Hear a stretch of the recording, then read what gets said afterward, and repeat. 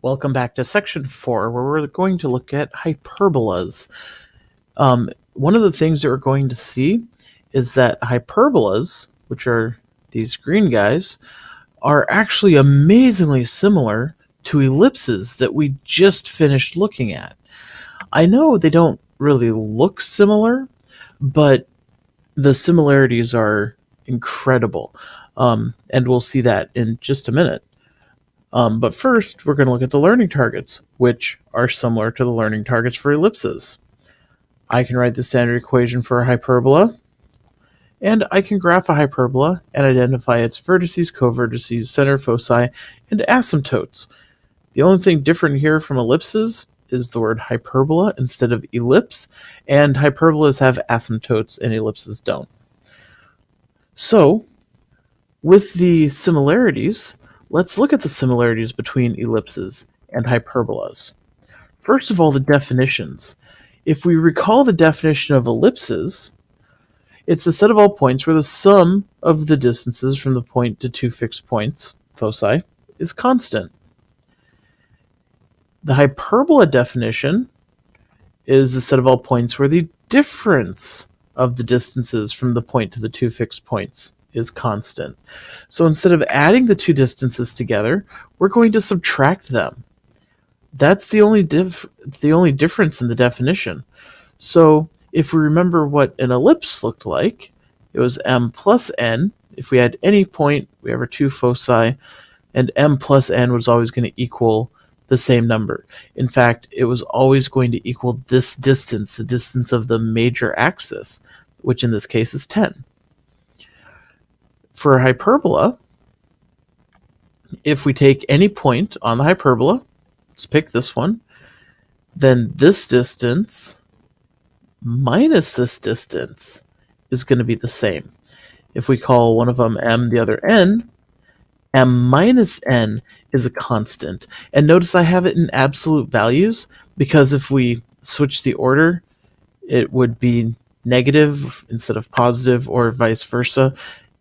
One of these, this one over here, is going to be n minus m, and this one over here is going to be m minus n. But it's all still the hyperbola because it is. So we just need to do the big one minus the small one, or make it positive afterwards. So, very similar, very similar. The equations are even very similar. The basic equation for an ellipse, we're not getting too into it right at the moment, x squared over a squared plus y squared over b squared equals 1. For a hyperbola, x squared over a squared minus y squared over b squared equals 1. Ellipses have a second equation, a squared minus b squared equals c squared. Hyperbolas also have a second equation, a squared plus b squared equals c squared. This actually is the Pythagorean theorem. And that is a little bit trickier to see on here than the ellipses were, but it does come directly from the distance. As I mentioned, the constant sum is going to be this distance, the distance between the two vertices, the distance of the major axis. The constant difference is again the distance between the two vertices, this closest distance.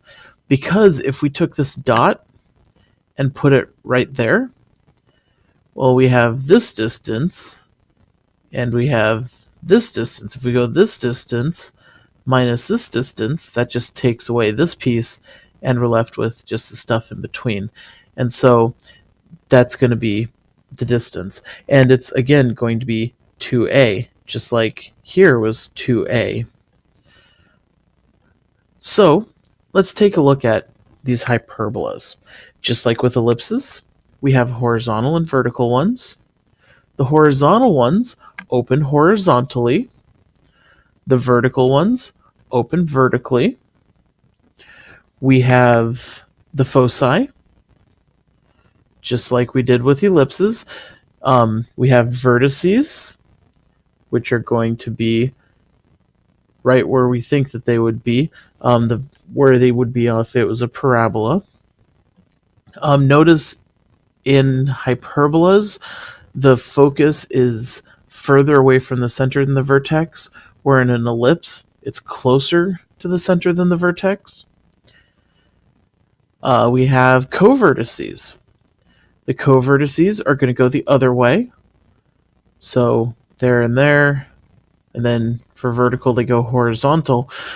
Notice the covertices aren't actually on the hyperbola. They're just kind of floating out in space. Well, we're going to use those in a second. But first, let's talk about our axes. In an ellipse, the one connecting the vertices was the major axis. It was the longer of the two. In a hyperbola, it might be longer, it might be shorter.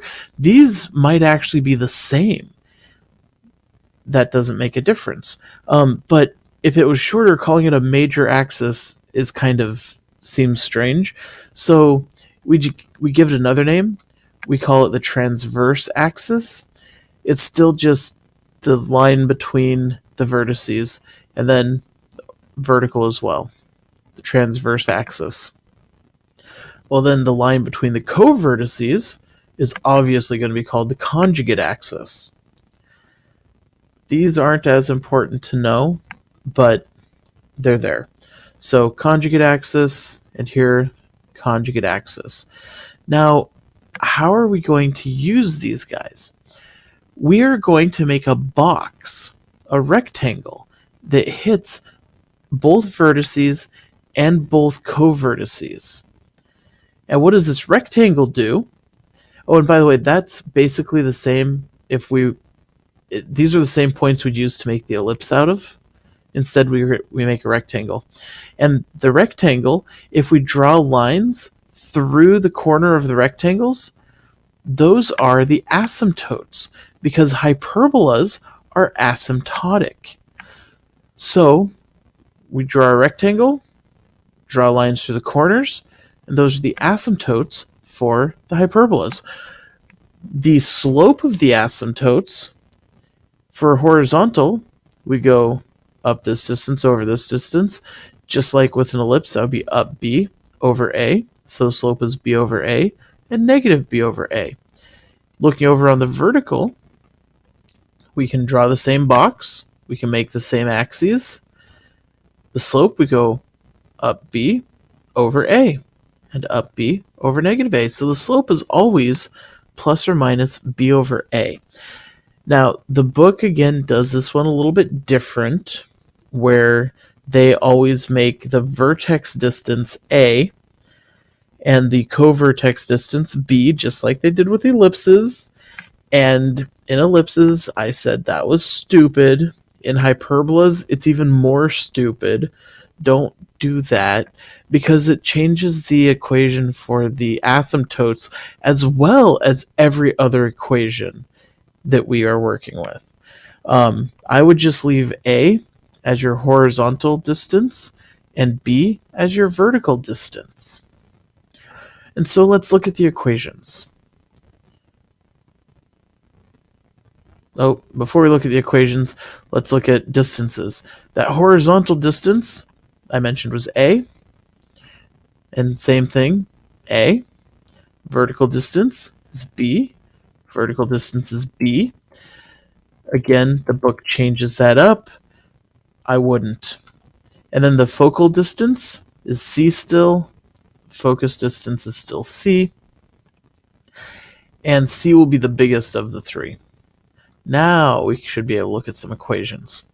The basic one for the horizontal, centered at 0, 0, is x squared over a squared minus y squared over b squared equals 1. If we wanted to move the center to hk, we're going to do the exact same thing we've done everywhere time else. X minus h squared over a squared minus y minus k squared over b squared equals 1. The points for the vertices and covertices and focus are identical to ellipses. Same exact formulas. So I'm not going to write the formulas out here because, as you saw with the ellipses, a lot of times it's easier to look at the graph and just kind of almost figure it out as opposed to plugging it into the formulas. but you should have the formulas in your notes already. So horizontal, it's x squared minus y squared. Vertical, it's y squared minus x squared. And so we have y squared over b squared minus x squared over a squared.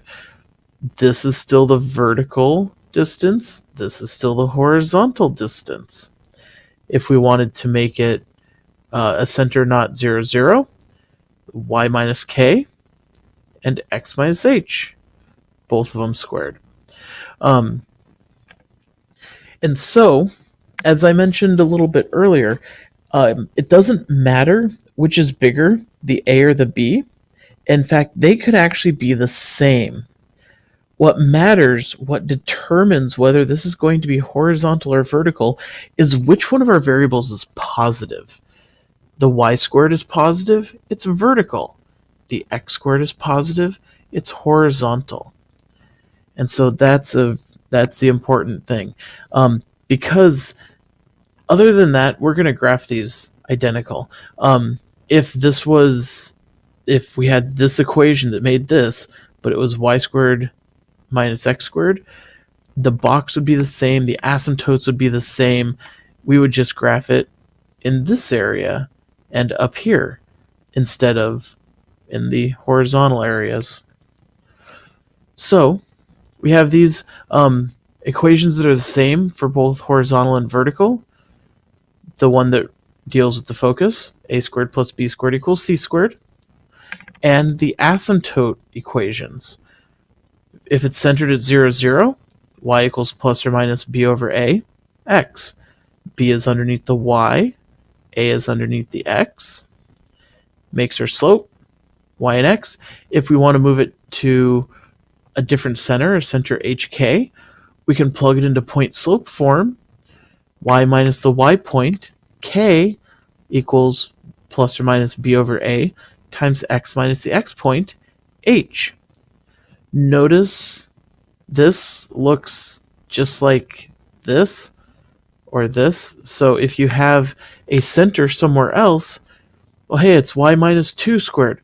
This is going to be y minus 2 equals plus or minus b over a, x plus 3 squared. This is x plus 3. They're the same because transformations work the same whether you're dealing with a conic section or a line or a polynomial or an exponential function or pretty much anything else.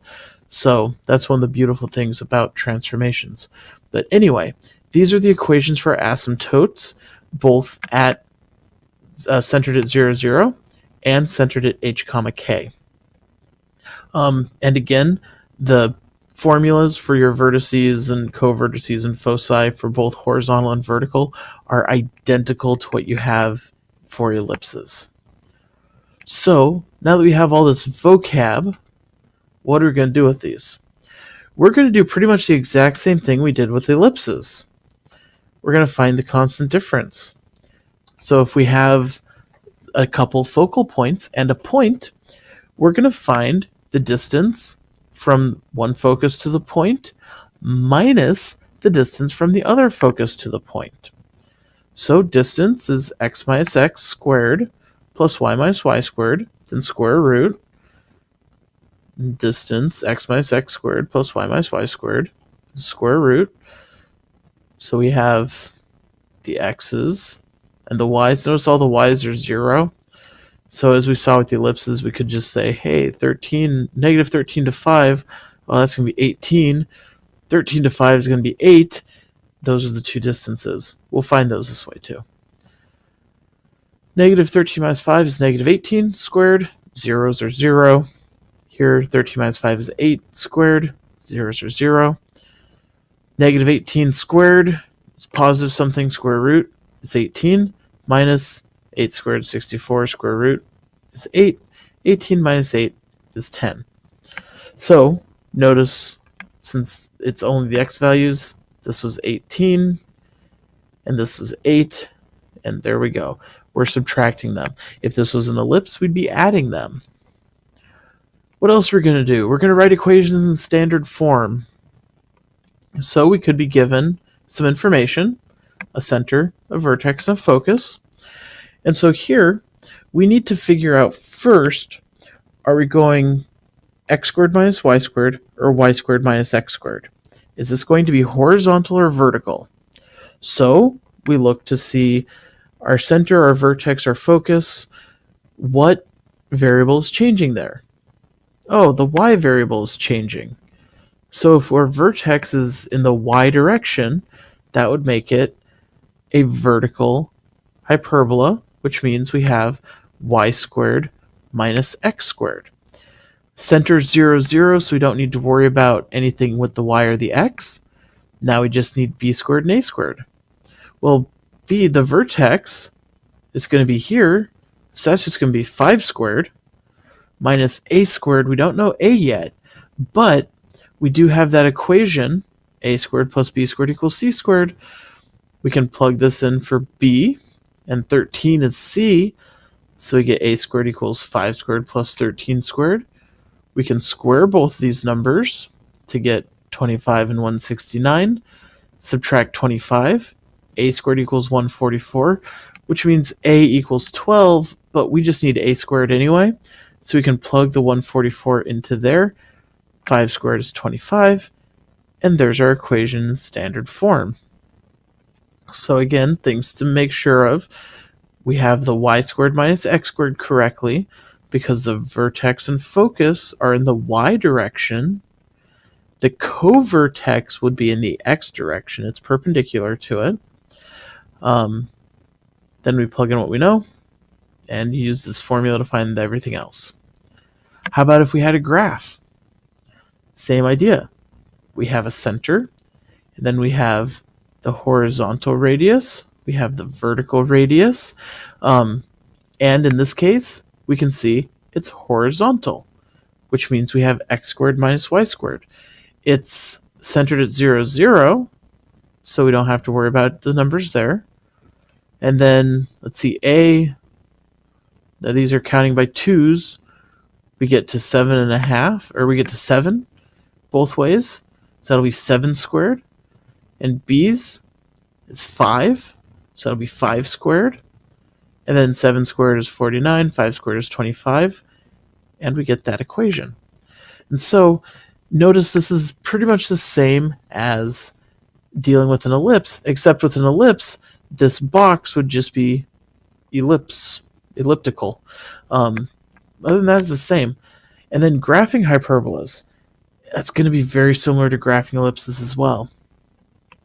So it's probably gonna ask to find some pieces, vertices, co-vertices, and asymptotes, and then graph. So if we start out with 1 at 0, 0 for a center, we have x squared over 36 minus y squared over 49 equals 1. Well, our vertices, it's horizontal, so we're going to change the x value. We're going over 6 both ways. So starting at 0, 0, we're going to go backwards 6 to negative 6, 0, and forward 6 to positive 6, 0. Co-vertices, starting at 0, 0, we're going up or down 7.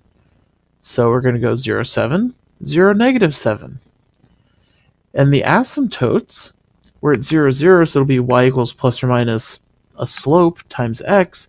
The slope is b over a, 7 over 6. So y equals plus or minus 7 over 6x. Now, amazingly enough, we're not going to use those really to graph it. Well, we will, but we don't need to think about the points. If we have our graph, we start at 0, 0. Our x radius, or x distance, is 6. So we can go backwards 6 and put a point, forward 6 and put a point. Our vertical radius is 49.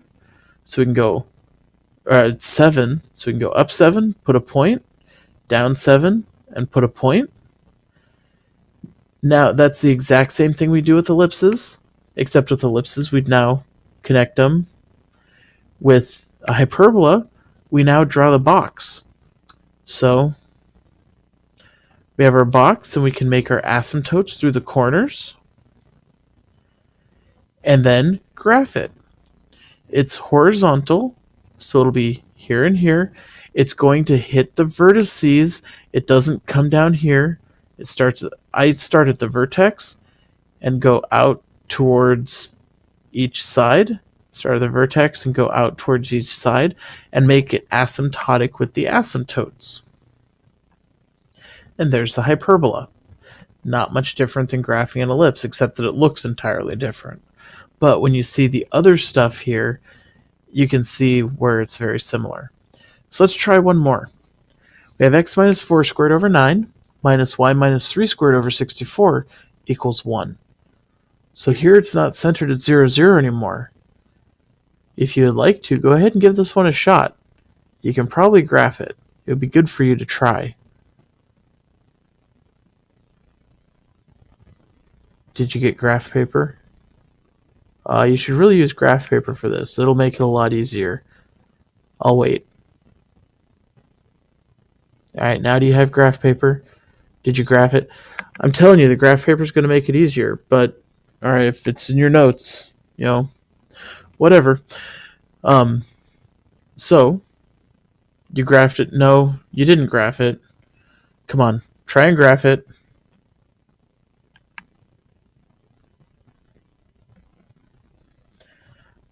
Did you do it? No? Alright, well, I give up. It's your notes, it's your success. If you graphed it, good job. To the rest of you, shame on you. So we're going to start out by finding the center. The center is 4, 3. And our horizontal distance is 3. So from the center, we're going to go backwards 3 to 1, 3, and forward 3 to 7, 3. The vertical distance is 8, so we're going to go up 8 and down 8 to get to 4, 11 and 4, negative 5. Then the asymptotes, we're going to have the slope is plus or minus 8 over 3. We're going to have y minus 3 equals plus or minus 8 over 3 times x minus 4. Because remember, this and this will actually go right there into the equation. Get our graph. Let's start at our center, 4, 3. Now we're going to go over 3. So start here, go over 3 this way. We can go up 8 and down 8. Draw the box. Draw our asymptotes through the corners. And then this one is again a horizontal one because we have x squared minus y squared. So starting from here, we'll go up and down to make our hyperbola. So, how close was yours? Oh yeah, those of you that didn't get it, you missed the opportunity. Or those of you that didn't try it, missed the opportunity. We'll have more in class. We will definitely be graphing at least one of these in class, so come prepared. And I will see you then.